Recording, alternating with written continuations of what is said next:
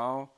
Se ainda ficou alguma dúvida, por favor, deixe o seu comentário aqui na área de comentários. Se você quer saber mais sobre o assunto que você acabou de ver, pode vir aqui nas nossas playlists.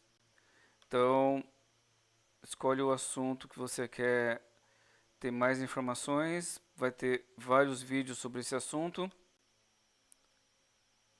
Aproveita para não perder mais nada. Clica aqui no inscrever-se, né? Se você gostou muito, se o vídeo foi útil, por favor, verifique os planos que nós temos no clube de membros. Seja membro. Nós temos vídeos todos os dias. Pelo menos dois. Um de manhã, uma gameplay. Outro à tarde, um tutorial nerd, uma paisagem bonita. Durante o dia, nós podemos ter shorts e lives sobre assuntos do dia a dia, o que está acontecendo naquele momento.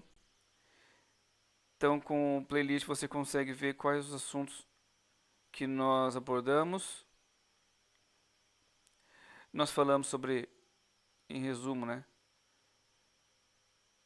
tutoriais e gameplays durante o segunda a sexta.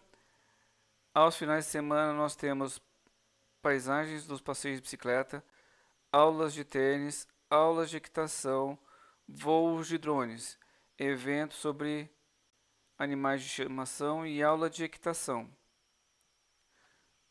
Gostou do conteúdo? Compartilha com amigos que podem se interessar. É isso, muito obrigado novamente. Qualquer dúvida, área de comentários que eu respondo a todo mundo. Muito obrigado e fui. Até o próximo vídeo, pessoal. Tchau, tchau.